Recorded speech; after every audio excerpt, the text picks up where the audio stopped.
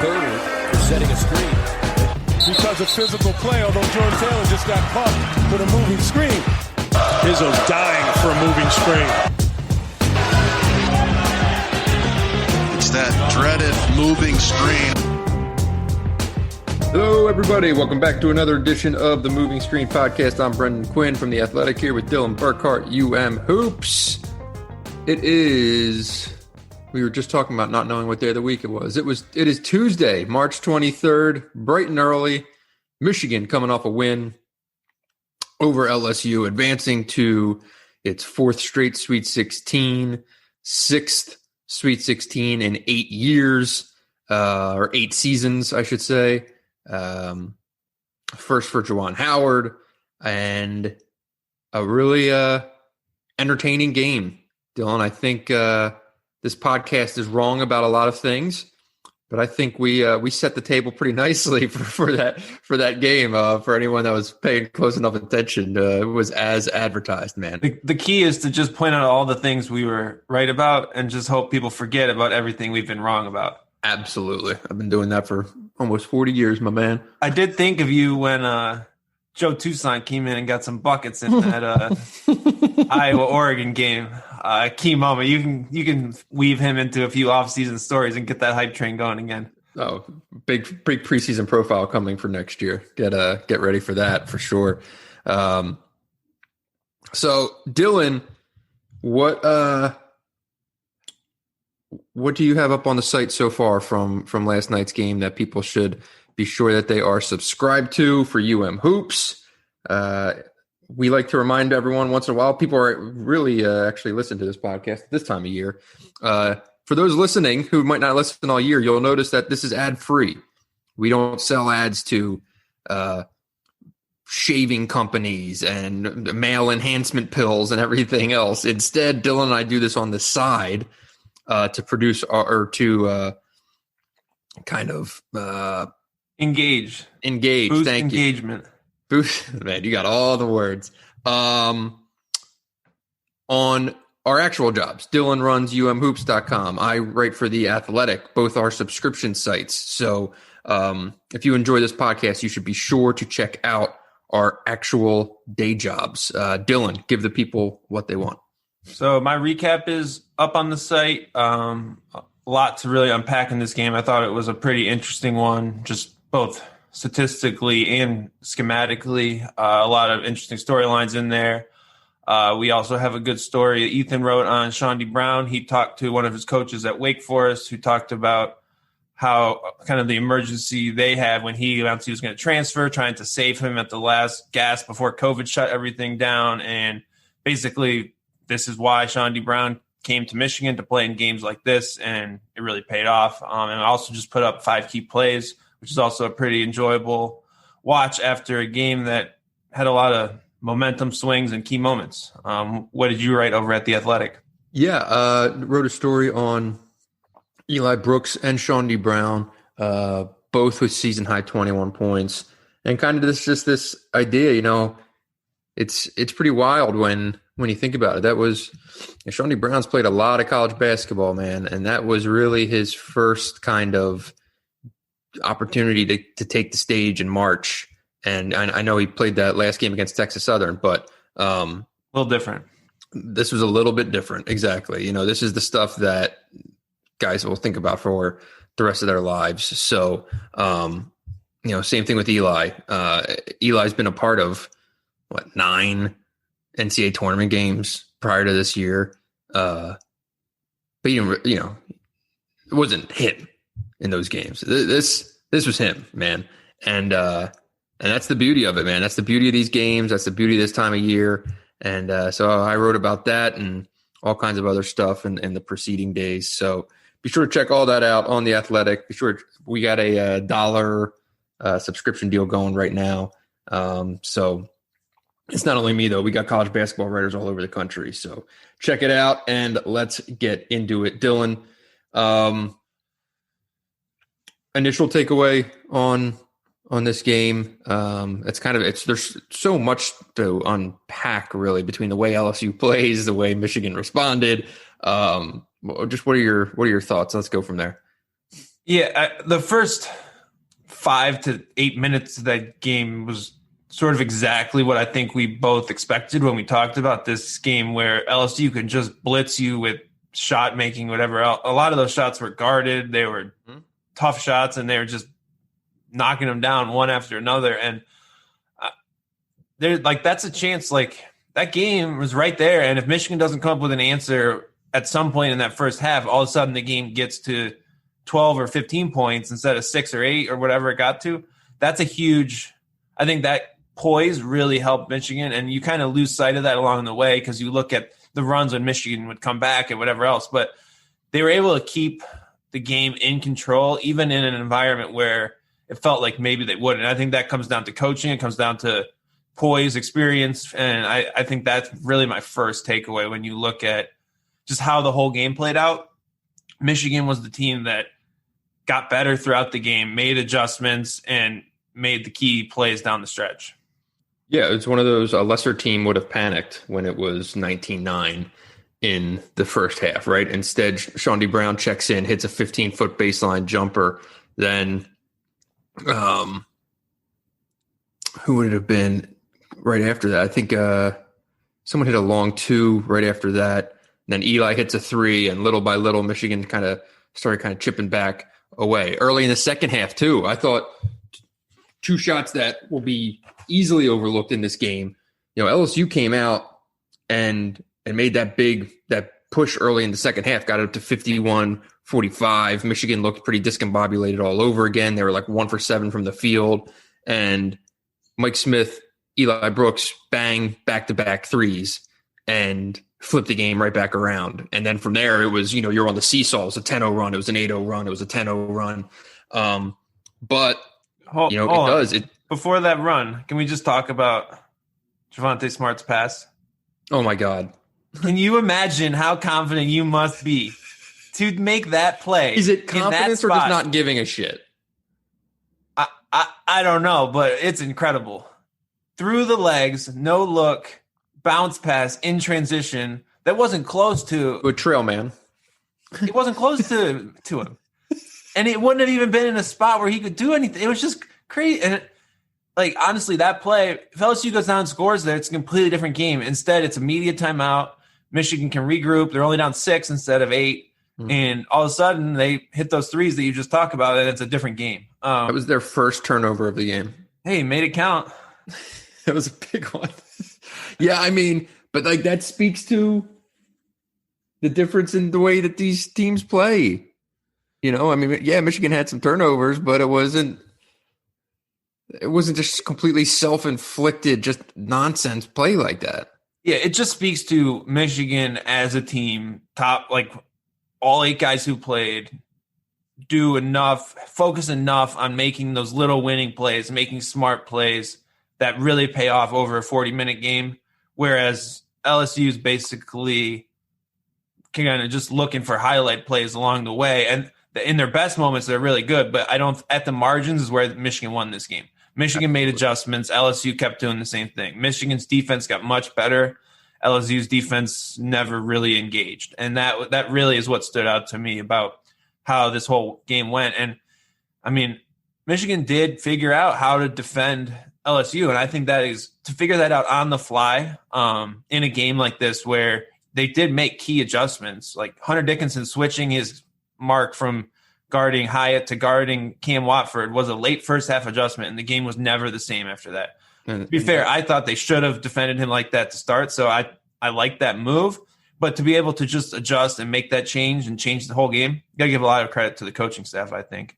And we should say it's not like Michigan didn't do anything dumb. That foul by Dickinson at midcourt was horrific. But yeah, Mike Smith had some awful turnovers, but the level of execution, especially on defense, is just night and day between these two teams. So, yeah, the fact that to what you're talking about, adjusting on the fly, like not having to get to halftime to make certain adjustments was huge. Michigan held LSU to 9 straight missed field goals basically over the last 4 minutes of that first half. And it was massive. At that point, LSU was basically holding a a 4-0 lead. And the thing with a team like LSU is that they can put together an 8-0 spurt at any time and suddenly make a 4-point game, a 12-point game. So, to hold them down and to chip away and not only do so with like trying to make everything up in one possession, but they started drawing fouls at the end of the first half, right? They really worked their way to a halftime lead from the foul line. And, that was going to be a big key in this game, was who attempted more free throws, who controlled the free throw line, right? Who found themselves in foul trouble, things like that.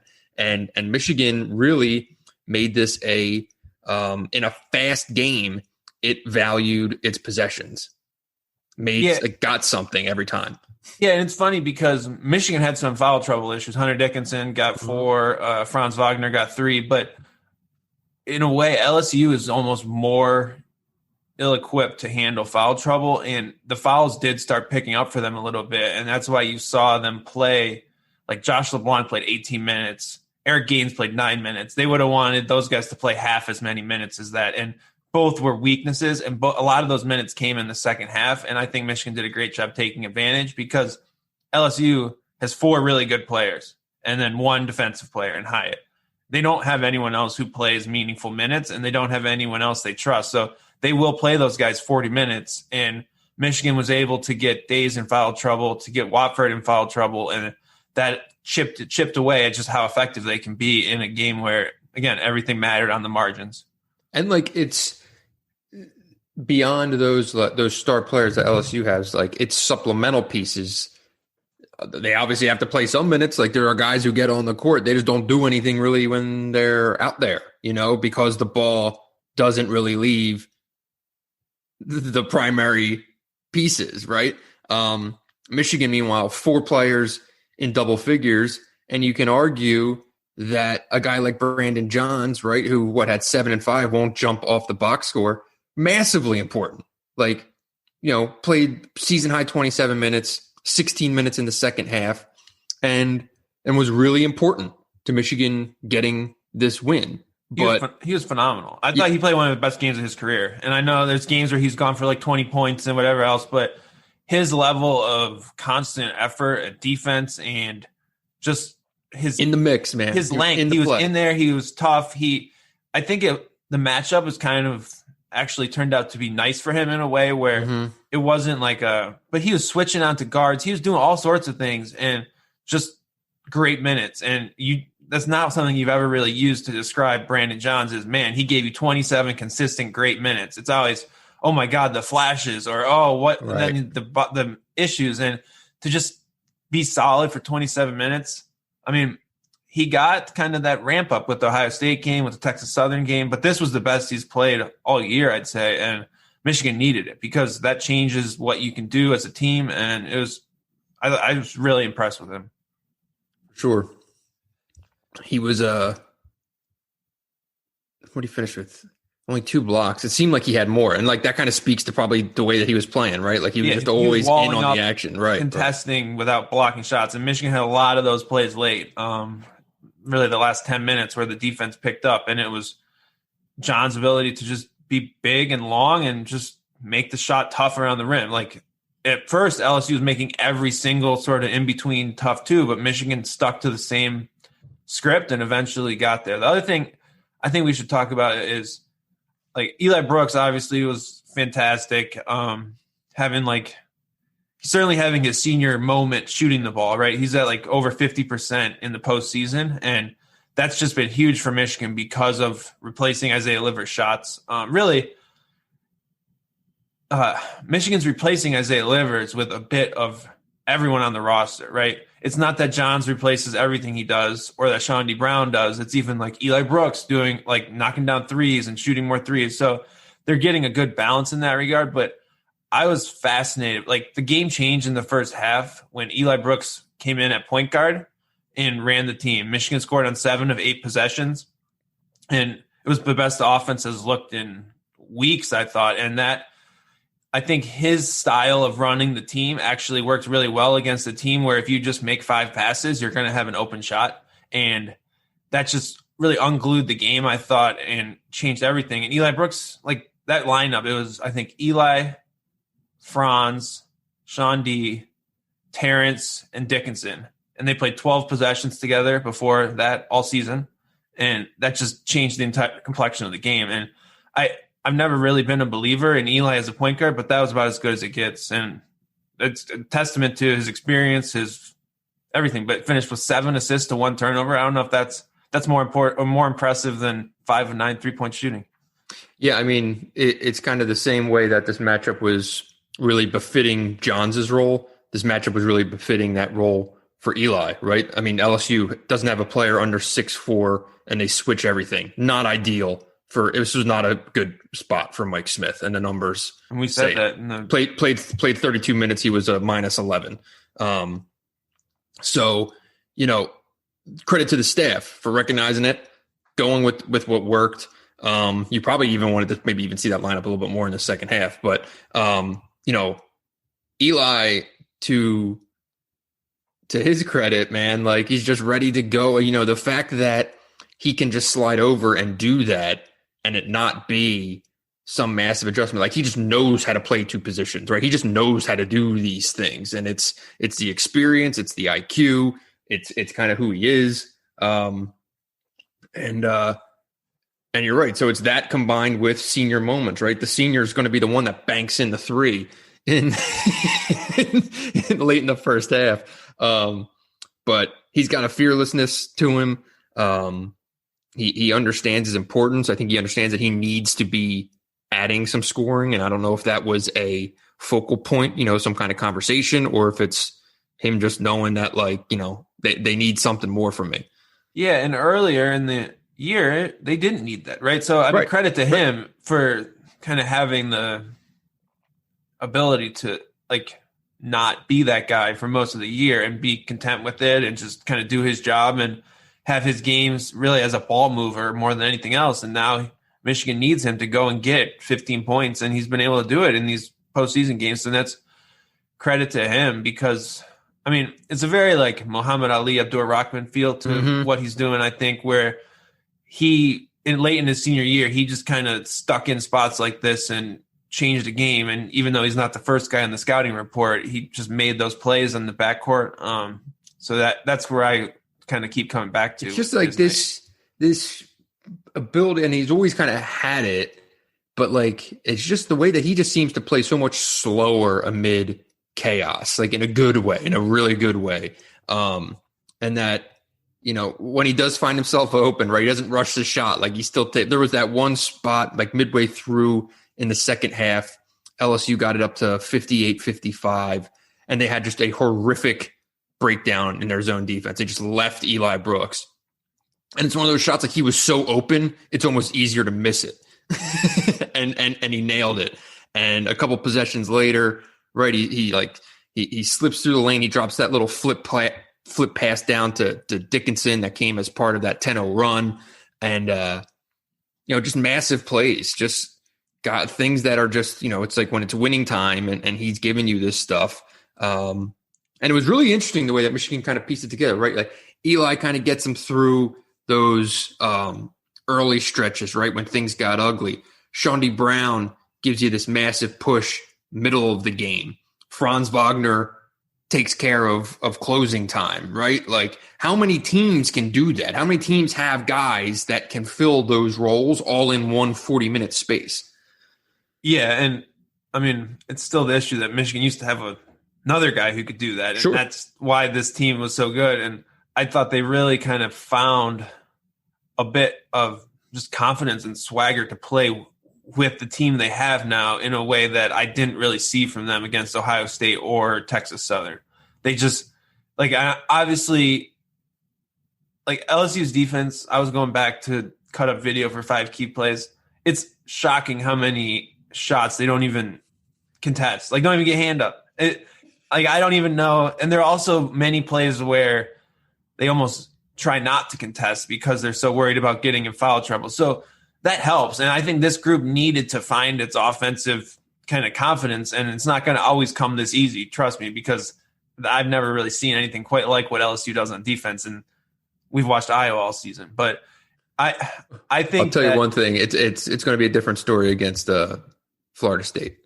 Yeah, and Florida State's Actually, it's funny because this Texas Southern, LSU, Florida State, it's sort of just like upgrading a similar version of the same team, like just exponentially. And like the scout isn't going to change. It's not like you're going from a Princeton team to a pressing team to this. Like Florida State's going to do a lot of the same things. They're going to switch every ball screen. They're going to run a lot of isolation. They're going to do all these things, but they're going to contest more shots than LSU, unfortunately, for Michigan.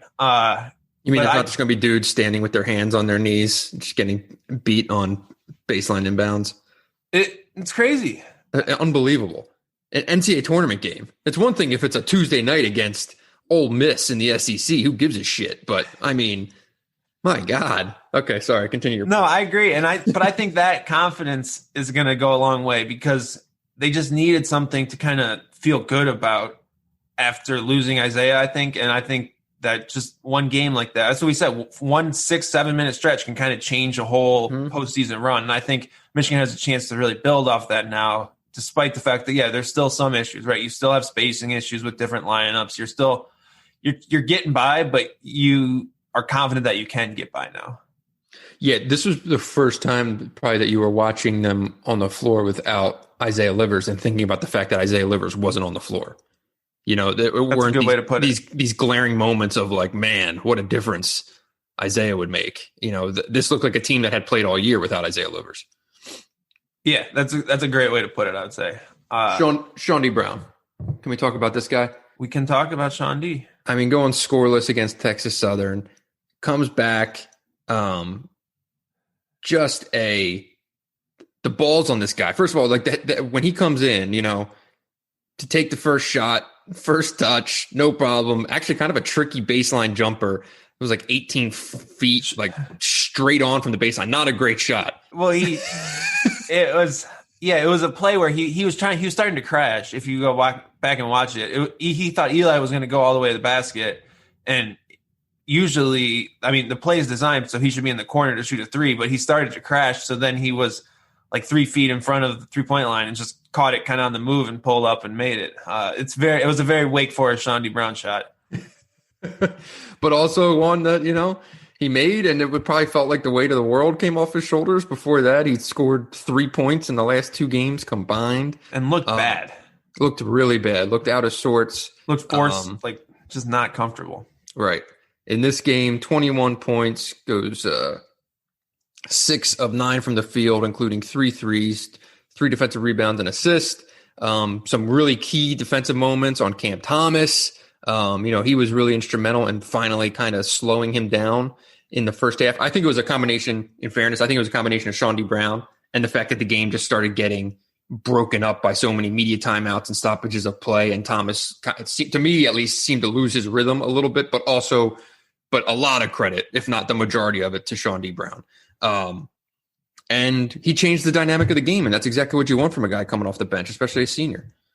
Yeah, and he played 27 minutes, which, I mean, we've been saying he needs. You have to play. His shooting, like he's the only really other guy on the team who can go and get you 3 made threes in a game, right? He has that ability, and other than Eli Brooks, like as just a secondary guy, I don't know who you're going to get that from in the way that you got it from Isaiah Livers, and that's what Michigan needs from him. And I just thought he took better shots, made better decisions, and just he was back to the role that he played this season instead of trying to do too much like he did in these last couple of games. I thought he was ready to catch and shoot, but he also was ready to drive. He had some good drives on the baseline, despite the fact that he completely stepped out of bounds on one that they just missed. I mean, side note, he was stripped. That was a terribly officiated game on both ends of the court. Both sides. There were some comically bad calls, and I don't think we'll be seeing Jeffrey Anderson in the next round, high stepping around. I don't know if he's going to move on after that one. Anyways, Sean D, he's done this, right? Like, it's Bring not back Teddy Valentine. Bring back Teddy Valentine. Maybe he's out of quarantine soon. It's not like a shock that Sean D can give you 21 points and hit 3 threes in a game, right? He's changed games all the time this year coming off the bench, right? This is not that much different than the Ohio State game. So he has it in him. It's just what we said in the last pod. You need to get it from him basically every night if you want to keep playing. And that's going to be the thing. Like, take this and build off it and say, I'm going to be this every night, not just because during the Big Ten season, it was like this was Sean D. Brown every 3 nights, and you just can't really have that now. You need it all the time. What do you make? I mentioned Mike Smith, and we set the table for it, and I said, maybe it's a spot where he ends up finding some seams because of lackadaisical LSU defense. It was not that. Hold on, that's what you said, not what we said. No. I mean, I said hypothetically, like that's the only way that the game could go well for him. I did not think it was going to go well, and it didn't. I'm just kidding. On the last pod, I said this was the worst matchup for Mike Smith all season. I'm just throwing that out there. Is there anything that gives you that you saw in that game that gives you any reason to believe that it would be any different of a scenario versus Florida State? They don't have a guy under 6'4". They're all athletes. They switch a lot. We're going to do a Florida State preview later in the week, but based on what you saw last night from Mike Smith, how can that be different? So here's what I wrote in my recap about Mike Smith. And to be fair, Mike Smith had some awful plays in that game, but he hit a huge 3. He drew a charge late. There were a couple late possessions where he basically stopped a LSU fast break by getting back and basically forced them into their half court. Those kind of things go unnoticed, but they count for points, and that's huge. So I think I was really actually rewatching some of the game. He did make some subtle plays like that, but some of the turnovers he had were just brutal, and it was pretty clear that he was just sped up. He was sped up to make decisions and slowed down to actually shoot, which is just what you see when you're just kind of shook from being smaller than everyone else on the court. I think Mike Smith is a championship caliber ball screen passer. But the book is out now that if you make him a scorer, he's more of an Ivy League level ball screen scorer, right? He can get it done sometimes, but this looked a lot like if you would watch a Columbia game against a high major where he's just kind of stuck in these in-between places. He can't really get to the rim and struggles to just create for himself in that situation, right? Like Michigan at its best, we said all along, Mike Smith's creating for his teammates. Switching everything makes it a one-on-one game, and it's really hard if you're 5'11" to go and beat 6'5" guys off the dribble and finish. He ain't 5'11". Okay, with 5'11" with the hair. But so it's just it is tough, and it's the same thing against Florida State, right? He can play better. I mean, there were probably 8 possessions that were just bad, and that's what you have to avoid. But he's not going to dominate those games, right? It's not his matchup.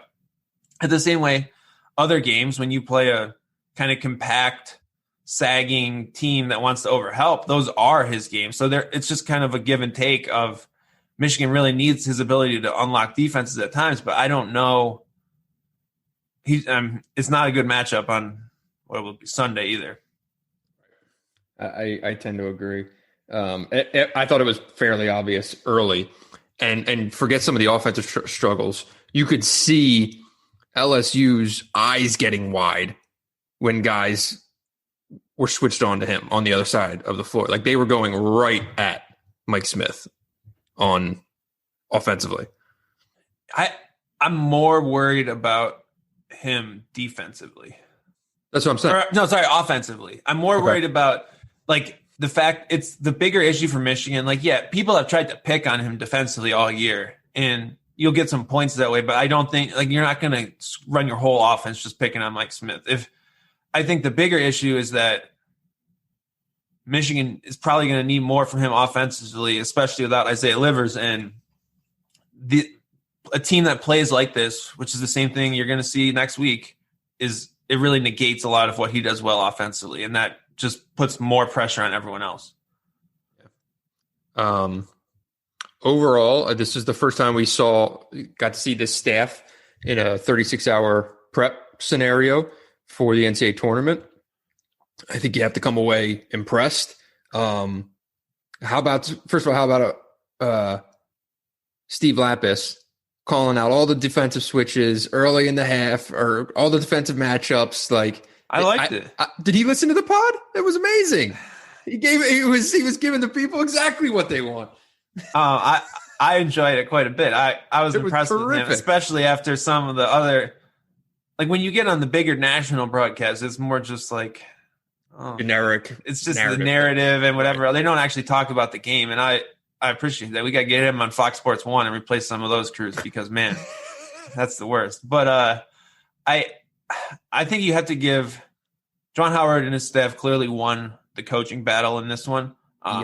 You can look and say, like, maybe they got the initial plan wrong by putting Dickinson on the wrong guy, but to adjust on the fly, Michigan was locked down defensively in the last 10 minutes. LSU just lost itself, and that's coaching, that's prep. I appreciated that they tried to play zone for 3 possessions in the first half and did not play it in the second half. Like, again, that's coaching. That's smart.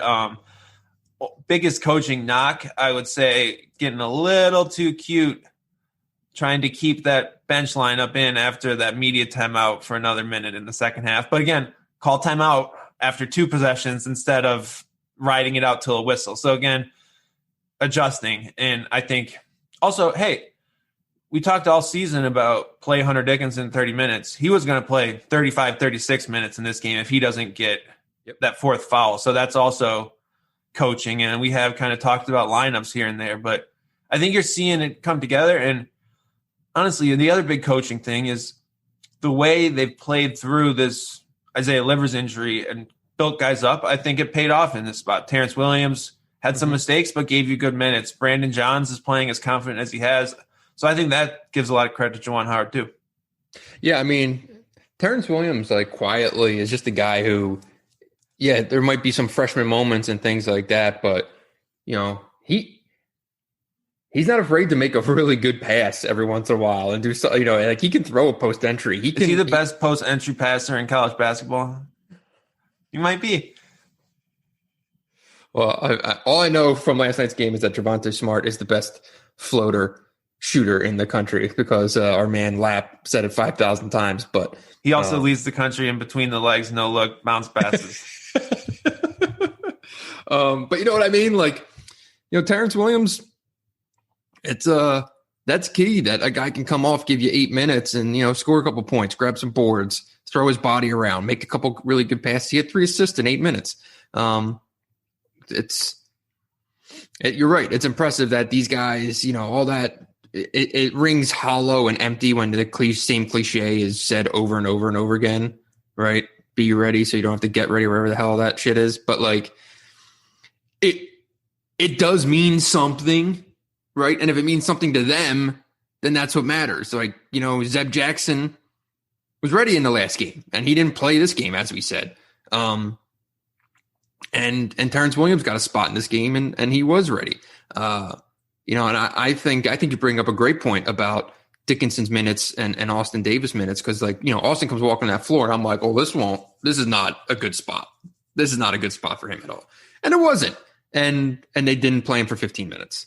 But he had to come in the second half. Mm-hmm. Dickinson had 4 fouls, and he really held, like, he was bad defensively in the earlier shifts, but he really, like, those, he had 2 or 3 possessions there where I thought he had a good defensive possession, and Michigan was able to get stops. Like, credit to him. Again, probably not planning on putting him back in the game, but he got the job done in that spot. And that's, you could say that's been building all year by playing him and whatever else, but it worked out in that situation. Do you have anything else on this game before we get into the Big Ten a little bit? Ooh, baby, the Big Ten. I guess I want to talk a little bit about Franz. I don't really know what to make of his NCAA tournament this far. He completely took over the game in the last 5 minutes. I think he scored like 10 straight points and then had to stop defensively, like, ball game over. You look at that and it seems great, but then he wasn't that for the first 35 minutes. And to get through another weekend, I think you need that from Franz Wagner for 35 minutes of an entire game, not just in closing time. And he just seemed a little frustrated, a little off. But I don't know. I can't really read into it that much. I don't know if it's like, if he gets bothered when he has, like, more high-level athletes on him. You don't really see that in the Big Ten. This is a totally kind of different deal that he's being dealt here in some of these matchups. And that's been really, like, the only thing that I've kind of been able to I don't know, pull out of my ass in terms of theories because I don't think he's looked that good in the last 2 games. Yeah, I think teams are doing a really good job of playing him to his right and trying to take that away, right? Because everything he does get into the basket is to his right. Either that hook shot, I don't know how he made that little hook shot. He was basically at like a 180-degree angle. But so I think the scouting report's out on him a little bit, and there's just not the same spacing, right? So he's driving into more bodies, right? You can overplay him more with your entire defense without Livers on the wing. So that's what you were talking about on the right, where you were talking about on the other pod with that the spacing is different when Johns is playing extended minutes because these teams can kind of sag off. And teams are also just giving him jump shots. And that's like him and Mike Smith. I don't get the Mike Smith thing. He's sort of just not shooting. He's a 43% three-point shooter. Even the one he made, he hesitated for a good period of time. Franz is kind of doing that same thing where I think teams are going to make him beat them from 3 because they're not going to just let him drive to the rim and dunk on you. So that's what I think is really throwing him off, and it's messing with his confidence to a degree where he thinks he needs to shoot, but then he wants to drive, and then he just sort of gets stuck in between and just passes the ball. That's kind of what I see, but I don't know. Because there was a stretch there late in the year where he was just hitting those threes. And then he shot 40% on threes in Big Ten play. Yeah, but he doesn't look – he's not just hunting his shot. Right. It's like, okay, I need to shoot it in these spots. Right. That is kind of throwing off his rhythm, I think. I agree. Yeah, they're going to need to. They've done a decent job about kind of dialing the offense in certain directions in Livers' absence, and now they have to figure out a way to kind of make it work for Franz too. And that's very much kind of an evolutionary process when you're kind of trying to make this stuff up on the go. When you lose a guy who led you in minutes and scoring, it's not easy. So our friends in the Big Ten, Dylan, rough week. Last man standing is Michigan. After all the buildup, all the talk about the best conference in the country. I have some thoughts. Well, I have some questions for you because this seems like your area of expertise, national narratives, this, that, and the rest. I can just imagine you when you're out on the East Coast back in your heyday talking about how the Big Ten was overrated for months on end. How many Big Ten teams did you expect to make the Sweet 16? Like, is it that like I get Ohio State lost in the first round. That's shocking. I mean, just odds wise to lose 8 of 9 in the first 2 rounds is pretty difficult, especially when they're not all lower seeds. The Big Ten was good because it was deep. And I think the teams down like Maryland and Rutgers, Wisconsin, all won their games. They proved they were like some of the best average teams in the country. That was kind of what the problem with the Big Ten was, that every game, the teams in the bottom half are way better than the teams in the bottom half of every other league in the country. That's what made the Big Ten so good. Okay, well, at the same time, you had a 1 seed, 2 seeds, and a 4 seed not make it to the second weekend, which is pretty hard. Look, I mean, I think the league was still really good this year, and I think these teams just lost, and the fact that they're all Big Ten teams is probably more coincidental than anything else. I don't think there's a thread between all of those games and everything that happened in those games that lead back to them being conference members together, if that makes sense. I mean, hold on. How many Big 12 teams are in the Sweet 16? Hold on, I'm not even. Okay, go. Just keep going. I'm building upon your point, if anything. All right.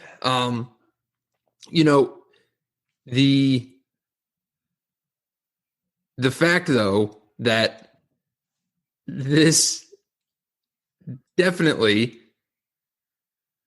has to be talked about nationally. When you lose this many teams and you have higher seeded teams that all go out, like, it's just a terrible look. So, it is a narrative, but at the same time, how do you not mention this when one league loses a two seeds and a 1 seed to not that impressive of teams? I mean, the Loyola Chicago thing was not great for Illinois, but I don't know.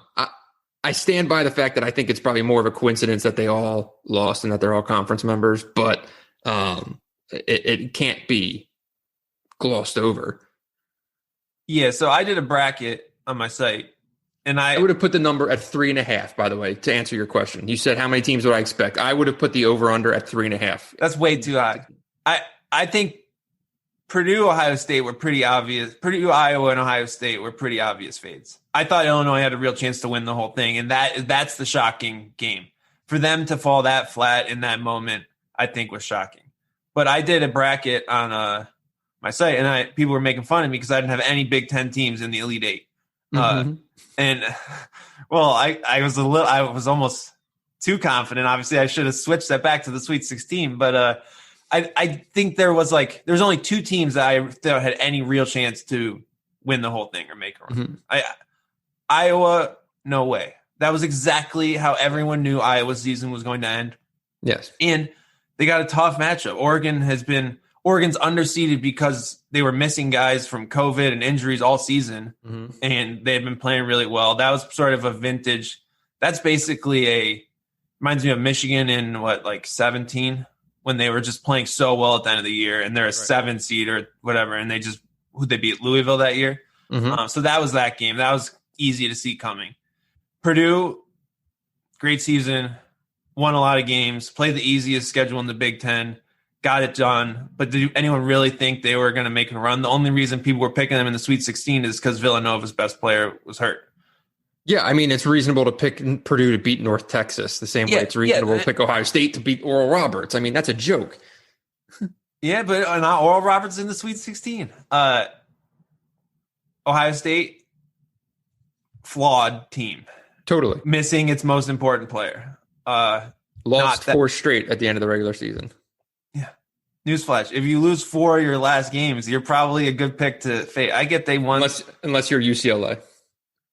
Unless you're UCLA. Mick Cronin is playing the 4D chess out here.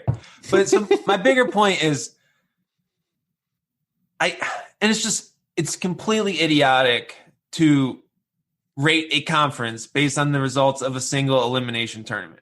Right. It doesn't make any sense at all. Every one of these games is about the circumstances of that one individual game. It takes one team being misseeded to make an upset.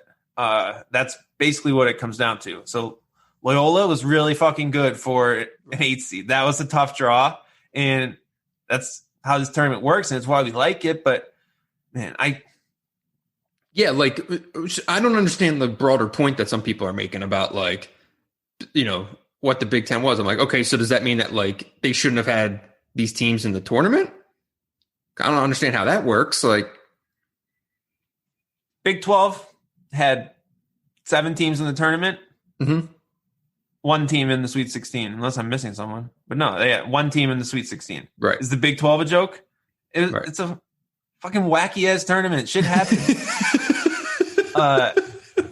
Illinois is a huge upset. There's usually a team that loses to an 8 or 9 seed. That happens every year. It doesn't mean the conference was a fraud. The Big Ten was the deepest league in the country. I don't think anyone that was the truth of the matter. I don't think that means anything different now because of what happened. And hey, the best team in the conference all year is the team that's still playing. So, right. I'd say the more embarrassing thing for the league this week was not losing 8 of its 9 NCAA tournament teams. It was the fact that Minnesota just hired the assistant coach from a head coach who could be fired next year. But I mean, hey, maybe they're onto something. Maybe. I mean, give them credit for.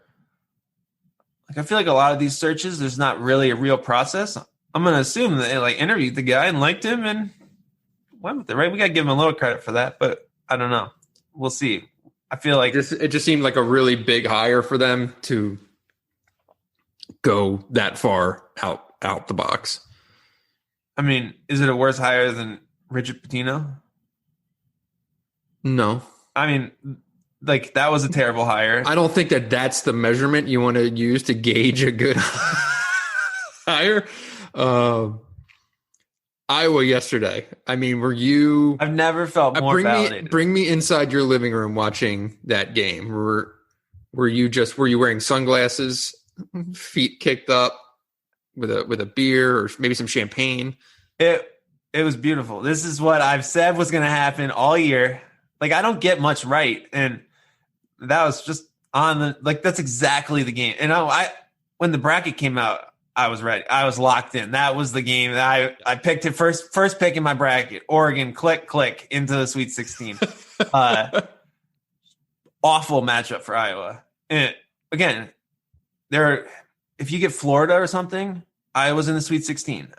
It sucks, but it is what it is. That was brutal. Probably doesn't help that Oregon got a bye. I mean, they didn't even have to play another game this weekend, but it's just exactly how to their credit, though. I feel like you'd rather lose a game the way you knew you were flawed than play your best game and lose. Well, I don't know. How do you feel? Like, what's the best way to lose in the NCAA tournament? Is it to go down guns ablaze with like a shootout where both teams play their best? Or is it to just get beat thoroughly and say, all right, well, that was it? I don't know. I mean, because there's the third alternative, and that's what Rutgers did. Because for as enjoyable as it was to watch that Iowa game, watching the end of Rutgers-Houston was just brutal. Car crash in slow motion. Oh, my God. A 14-2 run. I think Ken Palm gave Houston a 10% chance to win that game with like 4 something to go, and they did it.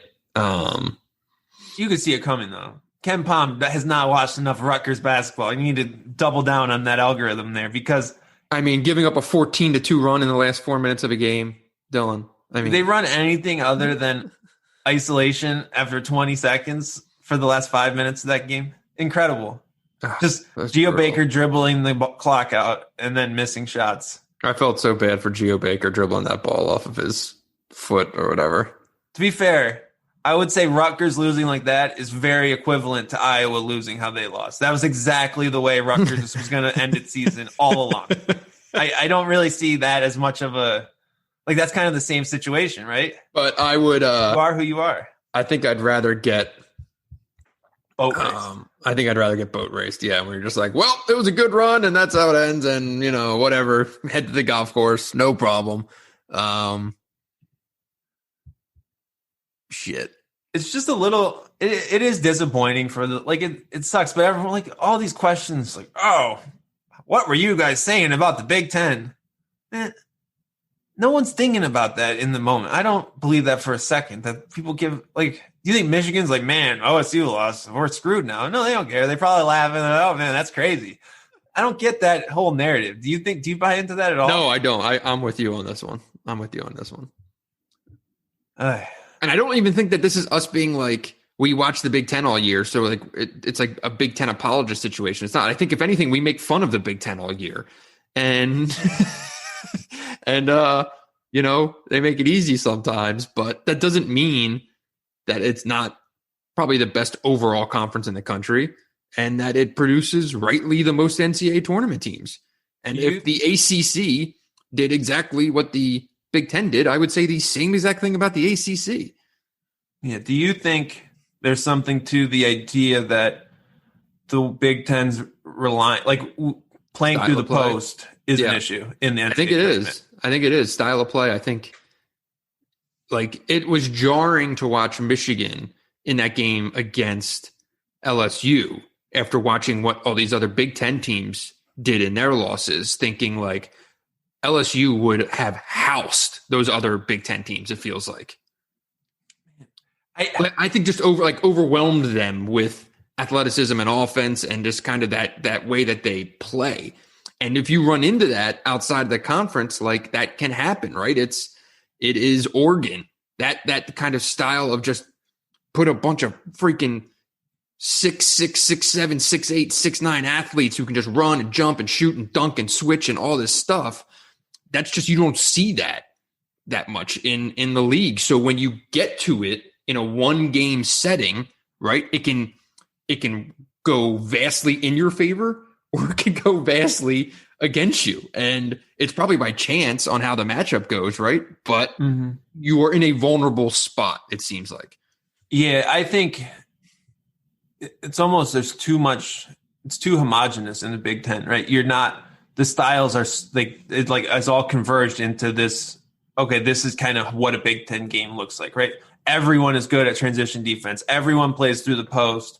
Everyone it's this kind of physical, rugged style. And there's not really someone to say, like, there's not a Nate Oates style team where you get a completely different prep, right? There's just, it's all sort of. And there's been times where, like, that's obviously what Nebraska's trying to be, right? And there's been times it looked like where Richard tried to make Minnesota kind of a version of that. It just hasn't stuck. It hasn't worked. And Iowa's a thing, but Iowa's just a different thing because Iowa's just so unique that there's not like, right, but you're not going to get that matchup. But you're not going to see just spread ball screen, guards all over the place, small ball, just kind of carve you up, and a team that's comfortable in that shell. Honestly, yeah, I mean, Iowa plays fast and scores a lot, but it's still, also it's not like there's NBA level athletes across the court, Yeah, and in a way, I think John Beilein leaving the league has shifted that a bit too, right? Because you're not dealing with, like, Michigan would always kind of have a stretch big, and that changed kind of what you'd have to deal with. Whereas I think as Juwan Howard continues to implement his style of play, it's going to be a much more post-heavy team, and that makes most of the strong teams in the conference, like, their core foundation is to play through the post. Even Ohio State, they're small, but they play through the post. There's not, so that just makes it hard. You haven't seen that sort of style, and I think that does hurt. And the big guys in the Big Ten weren't really able to, like Michigan maybe, and Hunter Dickinson played really well, but it was hard to establish that style of play in the in the NCAA tournament to a degree that maybe, because we talked like, oh, maybe all these bigs are going to dominate, but it was really the opposite way. For sure. And that's kind of the beauty of this Michigan team, though, like, that it's not solely dependent. And they can get out and go a little bit, and they can score. Like, when that game, there were stretches in that game where the two were going back and forth up and down the court. And it was clear that, is Michigan built a lot differently than LSU? Yes. But can they get up and go with them? Also, yes. Like, they still had a size advantage, right, at a lot of spots. Like, they weren't just getting totally out athleted across the court. Like, not a lot of teams in this league can do what they did across the board. And it's the combination of size and, because that's a big thing that this team has. Yeah. LSU has big athletic guards. I don't even know. I mean, they're not that athletic, but they're big and athletic. But Michigan had the size advantage in the front court, and Michigan's able to use that size advantage at the 3-4-5 basically, and that's what has made this Michigan defense so good. And that's what you've been able to keep with Johns in the lineup compared to just going small with Sean D. And that, I think, that is what sort of the hidden secret to this Michigan team, because they just suffocate you kind of with that length at those positions. And it's hard for teams to deal with that, where especially if Michigan can keep Hunter Dickinson at the rim. And that's what LSU never did. They never were able to, Michigan never put him on days. So there was never really a pick and pop threat that was like, okay, we're going to drag you to stick on our 5-man outside the 3-point line. So that helps just kind of hold the whole Michigan defense together. So because you went full disclosure, I will also go full disclosure. I had 4 Big Ten teams in the Sweet 16: Michigan, Illinois, Ohio State, and Purdue. I have 1 Big Ten team in the Elite 8, and that was Illinois, which I also had in the championship. How many Final Four picks do you have alive? 3. Gonzaga, Florida State, and Arkansas. Okay. I got all 4 alive still. Ooh. Who do you have out of the Midwest? Gonzaga, Florida State, Baylor, and Houston. Houston. Man, you were sweating bullets with Steve Peichel and the boys. Wait, full disclosure, were you rooting against Rutgers at the close of that game? No, I was really, really sad for them. That was hard. That was hard to. That was probably the hardest, like the most heartbreaking NCAA tournament game I think this year. Just because of brutal. Like those kids play really hard, and they've been through a lot. They won a game. That's awesome, but man, it was a tough way to go out for a team that it's hard really to root against them, despite the fact that they have some of the most prolific shit talkers in the league. But other than that, I enjoy that. I don't think they're actually that good, and they've been able to win. Right. I like it. So I was sad. And the fan base, that's decades of losing. They hadn't been to the round of 32 since 1984 or 87 or some shit. That was really, and especially them losing out on last year's opportunity. Yeah, exactly. That was rough. Can we talk a little? Like, we need to mention Illinois. Mm-hmm. I was convinced they were gonna make a run and win the whole thing. Okay, I was convinced they were going to lose to Gonzaga, but yeah. Did they just lose their I don't even know what happened. Is it just, maybe you shouldn't have shit-talked me when I was saying Porter Moser for Indiana, man. You got to give a little coaching credit. Are we worried about Brad Underwood as a tournament coach? I don't know, man. That's like, Loyola's underseeded. Like, all these things can be true at the same time. Loyola was underseeded. That's a really good team, blah, blah, blah. I'm sorry. Illinois should not lose to Loyola Chicago. They got smacked. They scored 58 points in the second round of the NCAA tournament and got bullied. It was just a clinic on forcing a style of play, right? Loyola's like, we're going to play our game, and Cameron Krutwig dominated Kofi Coburn. I think, and it's, overlooking the fact that Loyola was the number one ranked defense in the country this year. I wish I had weighted that a little bit more, because I think they moved up a lot after that game. I don't know if were they number one. They were number one going into the tournament. Yeah. Huh. But man, the fact that that Illinois got all that juice at the end of the year too. I did not see this coming at all. And I don't know if it was one of those spots where the matchup was so bad, but it was also it seemed like there had to be more than that. Maybe they were putting too much pressure on themselves, right? Maybe as that game started going the other way, they just straight up panicked. And that's where you need, a coach with a certain disposition to him that can kind of get you back on the rails and kind of get you across the finish line. I have no idea, but that was all credit to Loyola, but that was a bad loss. It was a hell of a game plan, I think, from Loyola. Hard hedging on Dosunmu ball screens. 6 turnovers. Great plan, and it worked brilliantly. And 9 points, 6 turnovers from Io. Who would have thought that he was going to go out that way? That's crazy. Tough season. This was Michigan kind of entered the NCAA tournament with weird expectations, with livers and everything else. Brutal way for this team to go out. They had figured out this run down the stretch.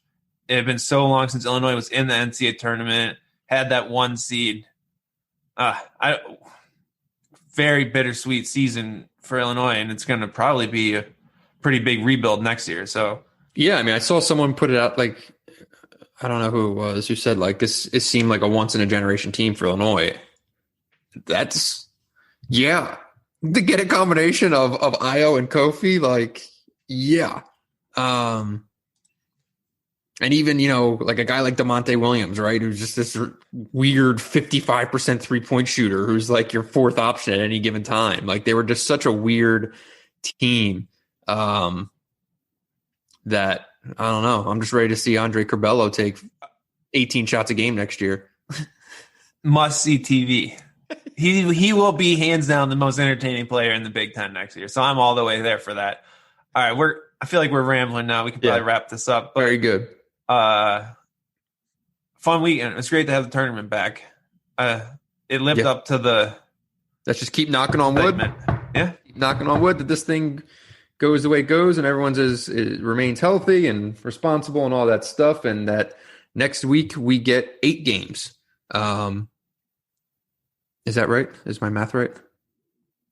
Right? Yeah, 8 games, and then 4 games. Oh yeah, I didn't know what I thought you were trying to add up the games left in the tournament. You're trying to add No. 16 divided by 2. Correct. Crushing it.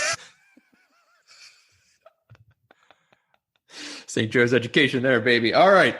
We appreciate everyone listening. Be sure to subscribe to UM Hoops. Be sure to subscribe to The Athletic. Be sure to leave a review in the iTunes store for this podcast and tell your friends all about it. And then be sure to tip your bartenders and servers.